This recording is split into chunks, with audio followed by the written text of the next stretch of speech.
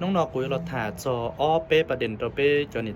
จีก็ตีหนึ่งจานยอดดอกชัมโปรเตจอตาตอกเขียนตาเนอะ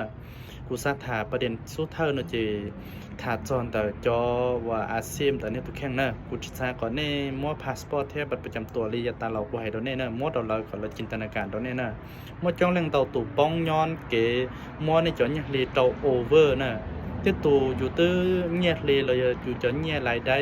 เป็นเลกูจิปกติแต่สีกูกะประมาณเตาลีเปล่าชิล้านเตาล้านเนอะที่ตู่กูหมดเตาลีเปล่าเจ้าจิเจ้าล้านเลยนะจีสถานทูตเรายังเป้าก็จะพงยืดให้จนในจุดสีเนอะในจิตโซหลงเสื่อมโอลินเตอร์อย่างในโอลินเตอร์วิดีทูตเรามาเรายิ่งมั่วไอ้เจ้าพนักงานเรากดซ่อมในจอข้อมูลโอนเดเราจะสัมภาษณ์เนี่ย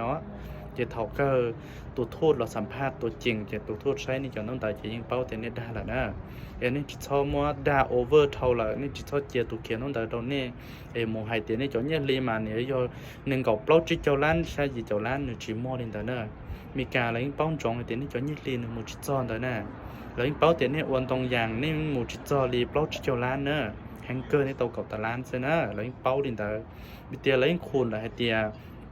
นี่จดต้นทุนอย่มดเสียมบอกจ่านี่จดกำไรต้องบอกจ่าแล้วยิ่งเป้าเนอะเทียเกี่ยวลาโอหลัวแล้วยิ่งเป้าเตียเนี่ยโมของลีโอลีนอยิ่งต่อยิ่งหมู่จินต่อลีจิเจ้าตัวเจ้าล้านอีเช่าเลยนะเจอุตสาหกรณ์เนี่ยจิตชอมักง่ายเจเขียนต้องเขียนแต่ยมอเขียนพาสปอร์ตให้บัตรประจำตัวเราเลยเจก่อนเราจินตนาการก่อนเราจะรีเดาให้เตียโอ้เราต้องเคยเขียนเราตัวน้อยตัวเตาเลยเราหมดเราเนี่ยมาเราจุว่าเราเนี่ยยอดเจ้าหรือน้องเตาเนี่ยเรารองจุว่าดินเตอร์นะเนี่ยโอดินเตอร์จะตาต่อมอว่าเราเนี่ยป้องเราเจเนี่ยให้อยากจิตเตาเลยนะเอาข้อที่อ้อนะข้อที่อ้อยอนนี่เขียนน้องเตอนี่จิปอนี่จนน้องเตอลีแล้วยื้อแล้วอัวเตาลิจ่าเถาแล้วอัวเตียแล้วตึ๊ดจิเขียนเนี่ยแต่แล้วอัวลิจ่าเถาเทียแล้วจะลียื้อเนี่ยมันสัมภาษณ์อย่างนี้ป้องซื้อนะคุยตัญญาเราเนี่ยนะญี่ปุ่นเรื่องใหม่ชอบปเตาลีอ้อเรื่องนะหายตัญญาเราเนี่ยนะเดี๋ยวตื้อรองใช้ตัวหนึ่งเขียนน้องเตอติดเตี้ยอย่างนี้จิอุดอเนี่ยอุดออดีลีเนี่ยซื้ออย่างนี้ป้องตาตูเลยนะจะป้องเนี่ยอ๋อจอวันนี้ป้องนะมาตึ๊ดจิป้องจะเจอเนอะอย่าเจอตึ๊บเป๊ะปูดอลลาร์หรอเจ๊จ่อยจ่อจังเขียนเจ้าชาปูดอลลาร์เนอะเจ๊มอนี่จ่อน้องแต่อุดอดีซื้อ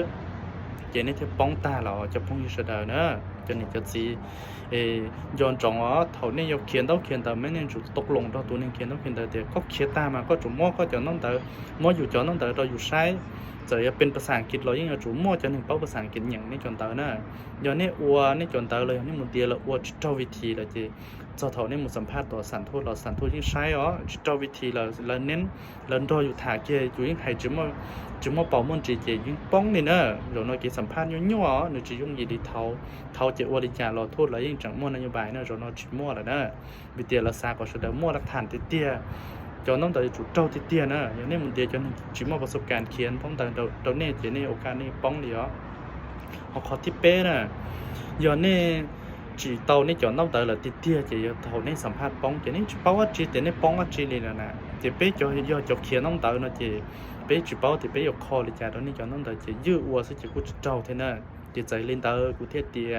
ก่อนนี้จอนนี่จะสีนี่จอนจงเท่านี้วันเต๋อเนี่ยจุดเต๋อนี่จอนน้องเต๋อ DSE ตัวศูนย์จะฟอร์มออกมาน้องเต๋อน้าเนอะนี่จุดเข่าเจียเท่านี้ป้องเหล่านี้เทป้าแต่นี่ป้องตัวขอตื้อมุดตัวขอตื้อนะวิทยาทอนี่มันสัมภาษณ์ชัดเจนนี่เป้าแต่รอรู้ตื้อว่าเรารู้ว่าเราชาวเขตเราเนี่ยจีนี่ป้องตะคนตาจีม้วนนี่จอนั่นแต่ตะข้าเราใช้จีนี่ที่เป้าจอนี่จอประเด็นในนี่ป้องนี่จานะอีเทียเขียนต้องเขียนแต่เราจังตัวมั่วประสบการณ์ตรงเราจังมั่วเศร้านี่จะฟอร์มจิตเจ้าเท่าจะจะถอดเศร้าจิตเจ้าแล้วนี่จะมั่วสัมภาษณ์สารทูตจีนี่กูป้องเท่านะจะถ่ายลีนอตอนนี้จะพุ่งยืดจอนี่จะซีจะฟอร์มยังจะจังเจ้งอ๋อตัวนึงเขียนต้องแต่อยู่จุ่มมั่วประสบการณ์เตี้ยเขียนกับเจ้าวิธีเขียนกับมั่วเฮ็ดมั่วผลก็เจ้าลีประเด็นในมั่วเลยเจ้าลีความเป็นจริงในมั่วเนอะอาชีพอยู่เต้าเยี่ยมบอกจ่าชอบในแม่งลินเดอร์เรายิ่งมั่วจบพนักงานเรากดสอบในจบเอกสารอ้วนเต้เราจะสัมภาษณ์เนี่ยอ๋อเจียวแต่ยืดเจ้าเนี่ยลีเจ้าโอเวอร์เจ้าชาขออยู่มั่วเต้าชาขออยู่คือเต้าจิตชอบโอลินเดอร์เนอะในโอลินเดอร์ในตาต่อมันในจอตาต่อว่าเราในป้องโดยอยู่ตึ้งมั่วเงินไขเราจังว่าอยู่ป้องเต่าที่อ๋อจะพึ่งเฉดเนอะhọ có thiết kế á có thiết kế có thiết bao đỡ nó chỉ nên chọn trọng nữa giờ nên khiến nó đỡ cho cũ rồi cho lịch tư là ý dạng cầu nên chọn trọng để nên chủ tàu một thông thiêu nè giờ nên chỉ một thông thiêu đấy nên chỉสัมภาษณ์มุมิกาซื้อโอกาสในเตาวีซ่าจะเจอซื้อนะวิธีนี้ทุกชั่วโมงประวัติการเดินทางนี่ทุกจะเคยหมดเที่ยวเราขอตื่นเลยเนี่ย เลยจำว่าเราเนี่ยmộtเที่ยวเรามีก้าในกูสาจงนะchỉ nênย้อนจงอ๋อประเด็นตอนเตาประเด็นยังอยู่ถูกว่าเราเนี่ยป้องเตาเท่านะhọ có cân cầu giờ tao cho nên khiến nó đỡ cho cú na cho nên khiến nó đỡ cho cú mà cú tư hãy cho trong lăng lại hay tiệt cú uoคำตอบคำถามที่กูมั่นเนี่ยติวรองละเท่านี้สัมภาษณ์กูตื้อมั่นเนี่ยสัมภาษณ์อุนเต้ละเท่านี้มึงสัมภาษณ์เฮาละมันย้อนจงให้เจอลิกูจะรู้เนี่ยจิตชอบให้เจอเนอะกูตื้อให้ตาเราเนี่ยสุดาให้เตียกูเศร้าลิจามันเนี่ยพยายามให้แล้วน้องเจอเราเนี่ยตอบกับมอเฮ็ดมอผลแล้วน้องเตียเนี่ยหมูจิตเราที่จะมีกาเราเนี่ยจูเตียเนี่ยหมูชีเนี่ยหมูใช้เนี่ยตูเส้นเรลุ่มไปฮูลีนอยอดเราลุ่นล้านนอยอดเราลุ่นทองฮูลีนอมันเนี่ยจูเต้ไม่แม่งเนอะแล้วน้องเนี่ยจะอาเซียบเราเนี่ยจูไอ้กูอาเซียบลีนอtao nhiên bảo nó cú cháu lừa lên nó nên chủ hai mấy mình nữa chỉ cháu vào đi cú ít tiền năng khiến nó đỡ nó cú quên cho tụi xe nè cú khen mấy mình làแต่chỉ thầu một tê họ chỉ tê lên tới cú bóng tàu nữa cho phương sẽ nữa để cú cho sẽ tụi xe theo cho chỉ tàu khiến nó đỡ nó cú nó là nên mà ngay thôi là nên chỉ một bóng nha rồi nên chỉ là một passport theo màบัตรประจำตัวเราเลยจะเรียกว่าเราเนี่ยซื้อกุศเตาเนี่ยยอเราอวตาเราเนี่ยเราจุกเครียดที่ตอนนั้นเขาเช่าดิจาเลยคำตอบคำถามเราจุกชอบไม่แม่งเราเนี่ยก่อนเนี่ยเป้าเนี่ยปอดมันนี่ที่สัมภาษณ์ไรอ๋อเนี่ยจะเรียกว่าเราดีซื้อในกูสัมภาษณ์ป้องเท่านั้นเดี๋ยวคอนอกูเห็นคอเจ้าเชิดเราเป็นอย่างจนเนี่ยก็จี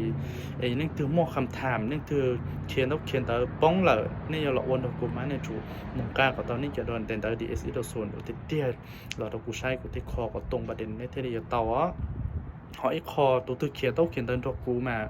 nên nên กรณีเนี่ยสัมภาษณ์ป้องหรอกกูยิ่งเคลียร์ตัวเนี่ยแต่เนี่ยป้องดอกเขาเตือนนะกรณีเนี่ยสัมภาษณ์เตาหรอกกูเทเป้าแต่เนี่ยเตาเขาเตือนกูเทอธิบายก่อนเนี่ยเป้าเนี่ยจอหนึ่ง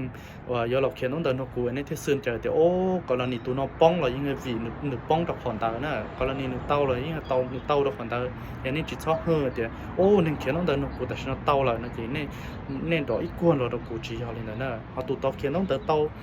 เอาไปเรื่องเหล่านี้เรากลัวเราตัวต่อจิ๋วอะไรนั่นนี่ศึกษาดูรองให้เตียตัวตื้อแค่ไม่แม่งให้เตียป้องดอกป้องเขาตื้อเต้าจะเต้าเขาตื้อมานี่เทเลยันเตียตัวเต้าอุ้งน้องเต้ามาถอนนี่ป้องเนี่ยเคยเป้าแต่โอ้ป้องยิ่งวิอยู่นะเขาจะเต้าเลยยิ่งเป้าแต่โอ้วิอยู่คอนอเทียเต้าเอเท่าที่บอกกัดเทียเราจอต่อไปเตียนี่เขียนน้องเต้ามานี่จุดเป้านี่อย่างน้องเต้าจิตเตี้ยนะจะชิ้นจีตัวมั่วคำถามโหดกูนะป้าตัวนี้